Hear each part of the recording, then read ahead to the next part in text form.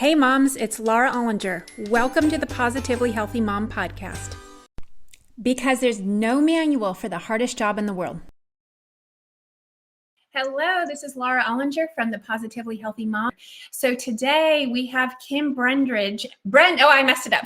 I swore I wasn't going to get my head. Kim Brundage as my guest. Welcome, Kim. Say hello to our audience. Thank you so much for inviting me. I'm so excited to be here today. Yeah, so I brought you on because you are an amazing photographer, which is in its own right, a big conversation. But I love what you have done with your career because you kind of combined your personal life and your professional life to truly create your passion of what you love to do. So can you tell us kind of the backstory and kind of what you're doing now? So the backstory on the photography journey portion of it? Yeah. Mm-hmm. Okay. So I always wanted to be a photographer since I was in 7th grade, and a lot was going on in my family, and I just squelched it. And then as I got older, I squelched it, but you could see in my life, like things I was buying photography related, and I was really, it was always in me. And then when my son was born in 2001, then I finally had a muse that I could play with anytime I wanted. So that really skyrocketed my passion for photography. Mm-hmm. And then as I was growing, I was in the corporate world doing marketing and branding. And then I decided I wanted to combine my love of photography with marketing and branding and helping entrepreneurs like yourself shine and make that great first impression and have people magnetized towards your brand, seeing your visuals, because they're so important. We're in such a virtual world and we're not able to meet everyone, and we're also able to reach out and expand internationally now. So true. So you love to just capture, especially female entrepreneurs, presenting themselves in their best light to kind of market themselves and their businesses and their services to the world. And that's super exciting. You must meet all sorts of neat ladies and hear all about their businesses. What's the most fun part of that? The most fun of that is just being around strong women. Like that's, I love that, seeing women go for their dreams and their goals and making such a positive difference in our community like you are. I mean, that's just so inspirational. And we need people like yourself to share that positivity. I mean, I love your tagline. I was like, there's no manual for the hardest job in the world. And it's so true. Yes. Thank you. I know, right? There isn't, like, we're all just figuring this out and together, and we have to support each other as women, as moms, right? To like raise each other up and be encouraging and supportive. And the topic that I'm so excited to bring up today is one of inner and outer beauty and the confidence that comes kind of from the inside, but also outside. And so can you share a little bit more about what you've been doing with that? Yeah, and that's part of that personal journey I think you were getting to. And now I'm going to bring it up after they have that background. But I didn't see my beauty until I photographed myself. And one day I locked the door to the studio, and I didn't tell my husband or son what I was doing. And I didn't grow up understanding about angles and lighting. Obviously, most of us don't. And I didn't like any pictures of myself. So I was like, all right, I'm going to practice posing and lighting, and I'm going to delete all the images. Like, I was just not going to tell anyone, delete all the images, and hopefully learn something from my experience. And what I learned was so profound. I finally saw my beauty, and I saw some images off the back of the camera, and then I was like, oh my goodness. And I went and pulled them up on the computer to see them on the big screen. And then I called in my husband and my son. I'm like, look at this. They're like, oh my gosh, you look great. And they were so positive, enthusiastic. And of course, my husband told me I was beautiful, but I didn't really believe him because I didn't see it for myself. And that's another further light that's went off, aha moment, was like, I know there's so many women that feel, not the beauty standard that we're all presented with. And so what can I do to show them their beauty and boost their confidence so that they can go out and get their dreams and goals? Because when you have great images of yourself, then you put yourself out there more and take more steps to get to your goals and dreams. It's such a ripple effect. Yeah, that's actually so true. So in a way, part of your mission on helping women is really helping them serve their audiences to the best of their ability, because they wouldn't be able to reach those people if they weren't willing to put themselves out there. And in order to put themselves out there, they're needing to feel confident and feel beautiful, because it is a big deal to take a risk. Like I remember when I first started doing all my social media marketing, it was scary. I was like, okay, I'm pressing, submit or whatever the button, post. And I was like, oh gosh, I hope people don't judge me.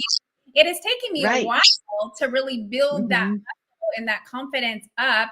And even if there's, I do have typos or errors every once in a while, or if something's perfect, I just have to be, it's okay, right? I have to really will to roll with it and go with it, because overall, the message is there of what I'm doing. You're human, right? Right. Exactly. Right. It doesn't have to be this standard of everything is perfect all the time for everything, because then it's not real. It's fine. Nobody wants to talk to some robot, right? Like, no, exactly. I know. Even that's why I was laughing, because I don't know if you saw my cat. She likes to jump up during my shows. And it's like, some people might be like, oh, get that cat out of here. But I'm like, oh, that's my cat. She's here. She's my cat. Right. She lives here. Right. Yeah, and I think you brought up the topic too of but just how vulnerable it is. And so it's vulnerable to have your picture taken. It's vulnerable to put yourself out there. And it does take an act of courage. And so I really work hard to see what I can do to empower people. And so that's why I include services to help them feel and look their best when they show up. So it's not just about the photography. And so that makes a really good difference. But I'm so glad that you put yourself out there.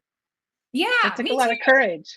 Me too. I mean, I knew I had to do it because I can't reach my audience unless I did it. So that was just the hurdle. And anybody who's listening today, it's funny, I hadn't thought of that's where this conversation would go, but maybe they're on the verge of starting a business or just wanting a mission that's, a charitable mission, right? A lot of I have friends who help with all sorts of nonprofits, and even that is a risk. And so being able to just, press that post button and feel good and feel okay about it. I love that you have been part of that process for so many women. And so what are, when they do come to see you for the photography part, how do you help them kind of, be vulnerable and open up, but like kind of radiate confidence? Like, is there anything that you do in this? I do. So my first basis, but based on my marketing background, is like, let's set your intention. What are your 3 to 5 words that you want to convey with your images? And then I also have that day they get camera ready makeup and hairstyling, and then wardrobe styling support ahead of time too. And we have a full pre-branding consult where we really dive deep and we talk about expectations and how it's going to flow and what they need to bring. And there's a lot of preparation to it. It's not just show up and then try to smile. And, a lot of people will do 5 outfits, but the first outfit they're a little nervous about. And then by the second outfit, they're like, okay, this is just my new friend Kim, and that we're just having a conversation. She happens to have a camera. And that's when, you really want to let that guard down and really come through your authentic self, so people can see that and feel that. And the best compliments I get about my work is, we don't know the people in your images, but we feel like we do because of their personality shines through. Oh, that is quite a compliment. Yeah. I mean, that's volumes to what you are doing to bring them alive off the camera, and make them real. That's really cool. So, my next question is, so when you went in and did that locked yourself and did your photo session and, played around until you found how you felt beautiful, do you remember how old were you when that happened? I was 44. It wasn't that long ago. It's like, so I was, I mean, I've been running around. I mean, I had a family that was really hard on me, and, would point out those flaws consistently. And so I didn't feel good about myself and didn't think I was beautiful or attractive and didn't know my own power. Like, your 20s are supposed to be your top of your game as far as your beauty standards go. And I didn't know the power I had. And And so I bought into that. My mom, when I turned 39, I was divorced and a single, and she was like, "You are never going to find a man, so you need breast augmentation, and Oh, wow. I'm going to pay for it." And so it was just heartbreaking to like have your family not see your beauty either, and not accept you for how you were. And I didn't get that breast augmentation.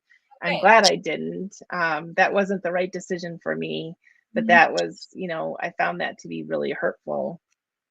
Right. But Um, I think that that's what it would take for you to have value to right, find a man, right? Like that's right. what you needed, right? So Hmm.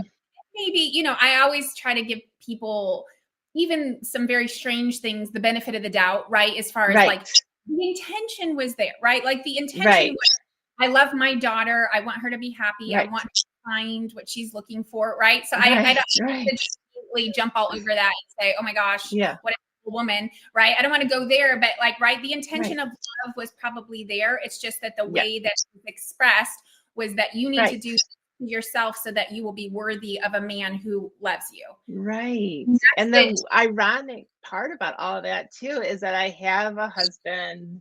I found a husband, a man soon after that absolutely loves and adores me for how I am and celebrates me for how I am. Like there's no like, oh, you could be better if you did this. None of that, it just like, and we're crazy about each other, and we just really enjoy each other. So that is so affirming to me that you can be authentic to yourself, and of course find someone that will value that also. Yes, I think that's great because you probably would not have attracted him if you had, taking your mom up on that offer. You would have been giving out some type of a different energetic vibe, and that Yes. into Yeah. him. And so then you were showing up as like, I'm going to stay true to myself. I'm going to be Yes. authentic to what I want for my body. And that probably sent a different signal that he was able to pick up on and be like, wow, this girl's really natural and really beautiful and really, Yeah. confident and all those things. And that probably Right. is what really aligned you. So, because, Yeah. there are probably lots of moms tons of moms have lots of, things done to their body. So it's not that Right. that's it's just that what is Right. right for you, right? Maybe Right. Right. a woman needs to feel beautiful, and for you that wasn't the Right. case. So Right. I'm happy that you stuck true and Exactly. had your boundary with your mom.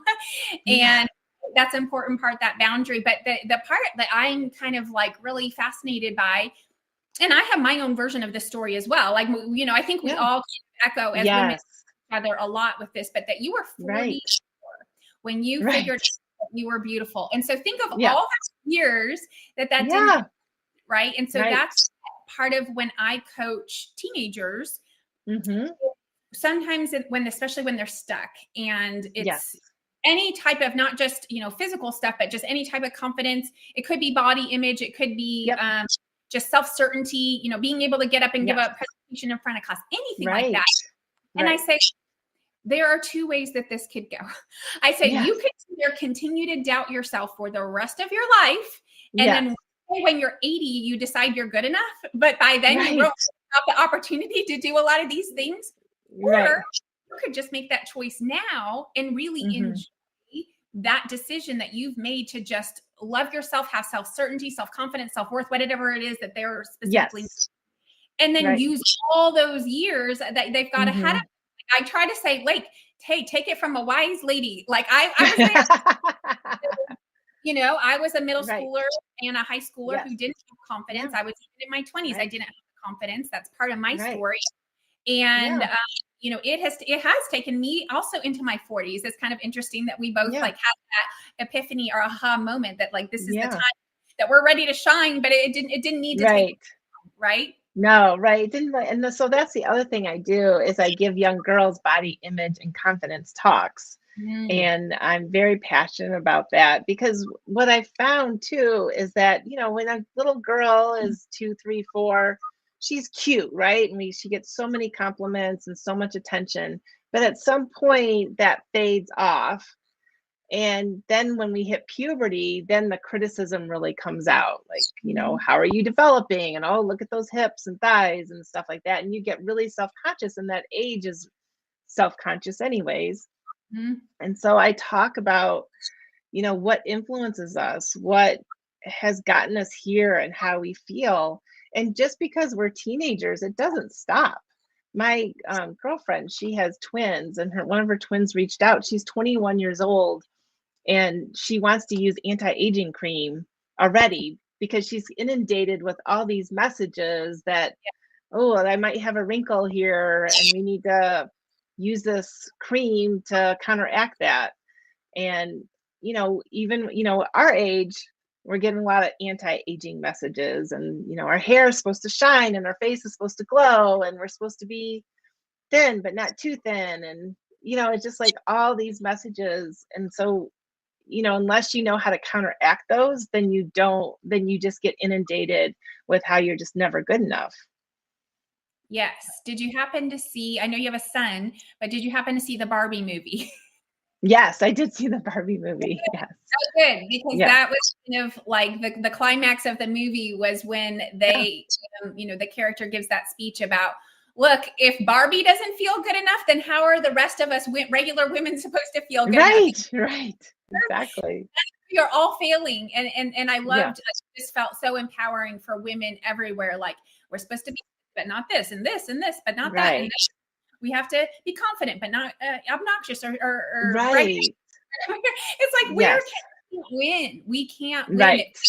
And so that this has been part of your work is like making the message that we can win. So when you talk to your teenage audiences, because you give these presentations, which I absolutely think is phenomenal.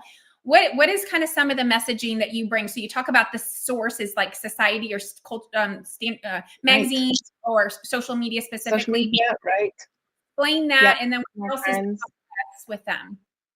Yeah, and it's like all what we surround ourselves with, right? Like if I'm always looking on social media and I see stick thin models that have been photoshopped, then I'm gonna never match up to that because it's not even realistic. And we don't even realize that we're comparing ourselves to people that aren't realistic. They don't even look like that. Cindy Crawford even said, I don't even look like that. So it's, that's huge. And our brains have that automatic comparison, and then our brains are also wired for a negative bias.